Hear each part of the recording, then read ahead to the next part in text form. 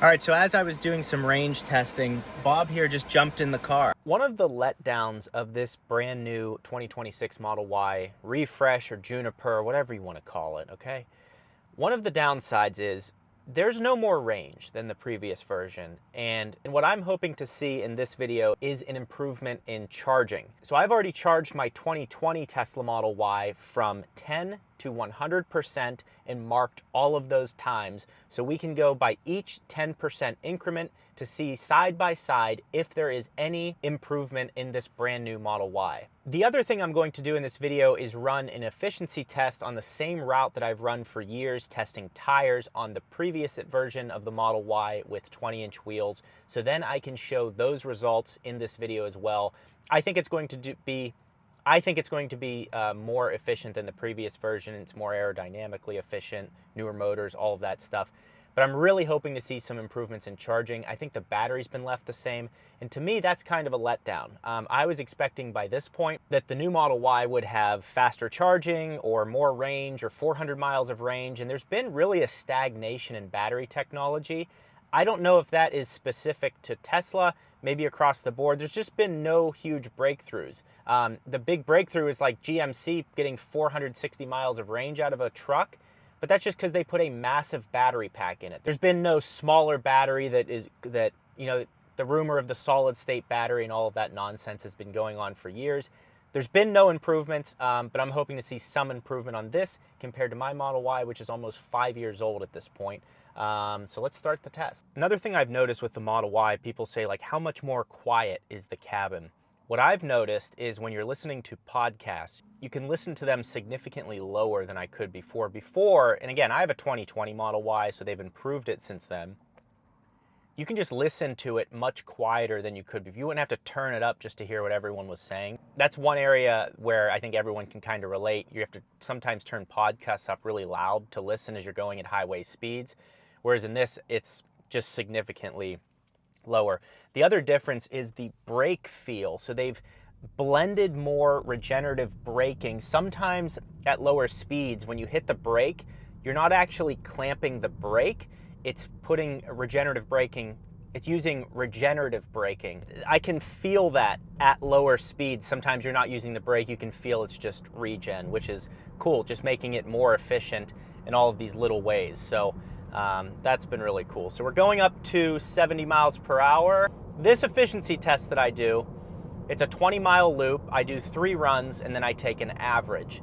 And I've done this so many times that I have a really good gauge on if the data will be accurate or not. And there's no wind today, so it's a perfect day for testing. So we are going to get you some efficiency numbers, show you what the mileage could be. And I do this in chill mode, and I do it with the air conditioning off, and I go a consistent 70 miles per hour.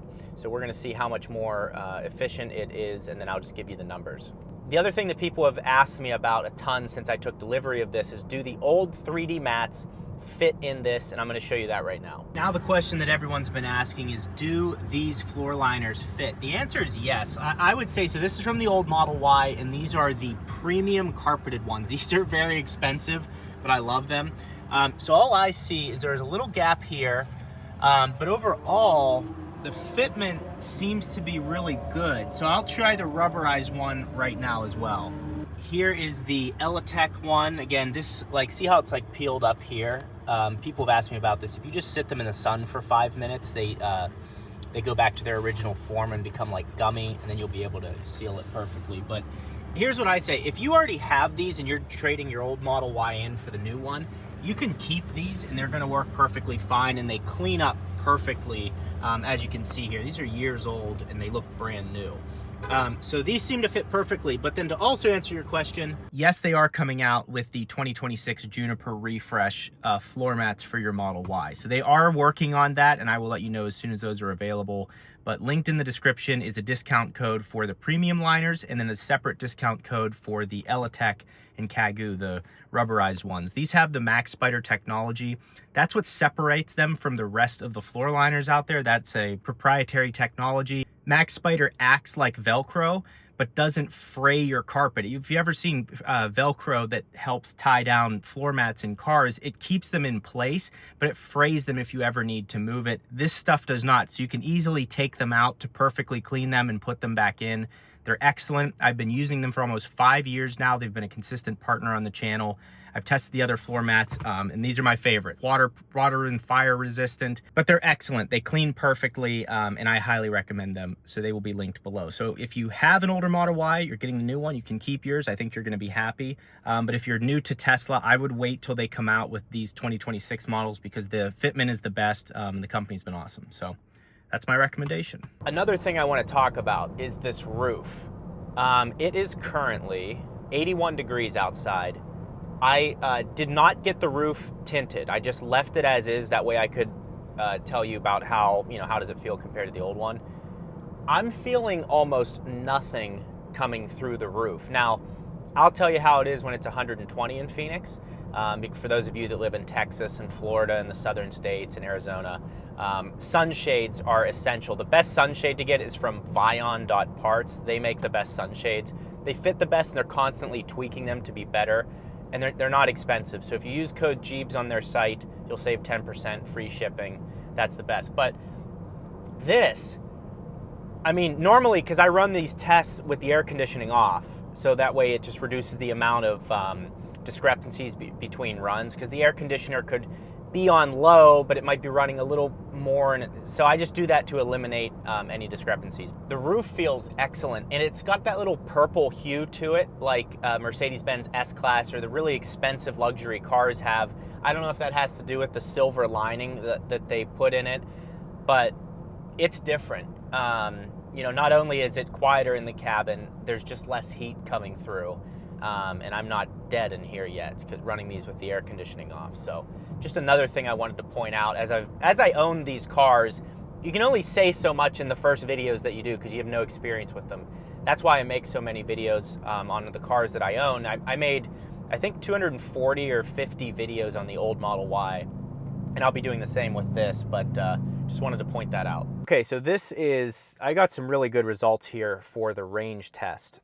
So the average of the runs that I did with air conditioning off at 70 miles per hour, you're gonna get 334 miles of range. So this is above the 303 rated from the factory with the 20-inch wheels. With the 19-inch wheels from the factory, it's rated at 337 miles of range.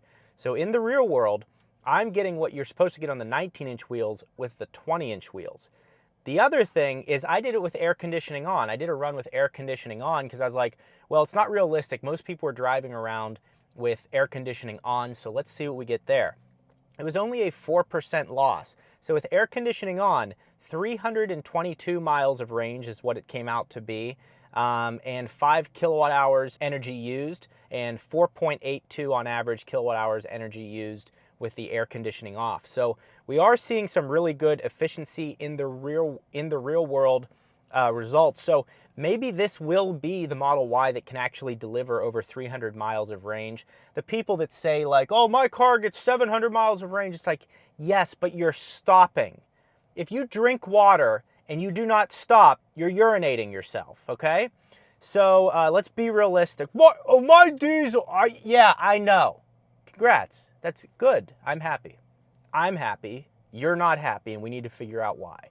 Okay, so that is the bonus content of this video. So now let's go do the charging test that I promised at the beginning of this video to see what differences have been made from the old Model Y to the new Model Y. All right, the charging test has begun. We just hit 10% battery, right at 250 as we should be, and the timer is running. Few smudges on that, but yeah, 250 kilowatts, perfect max charging speed, and we will be measuring in 10% increments. Check in with you shortly. 254. Can we do 255? 255. 254. Do it for daddy. Do it. All right, so I'm kind of shocked right now. I'm halfway through the charging test, and from 10 to 20, 20 to 30, 30 to 40, and 40 to 50, the old Model Y has beat the new Model Y by 22 seconds, 29 seconds, 19 seconds, and 26 seconds. So it's within seconds. I'm just shocked that it's losing every single one of these consistently. The only thing I can think at this point is if it does have a larger battery, then that would make sense because it's taking longer to get between those increments. But Tesla doesn't publish any of this stuff, so we don't know. So that's why I'm testing it. So we'll continue on to the back half of this test, which takes forever. All right, so as I was doing some range testing, Bob here just jumped in the car. Uninvited. I didn't even invite him in. I'm just kidding.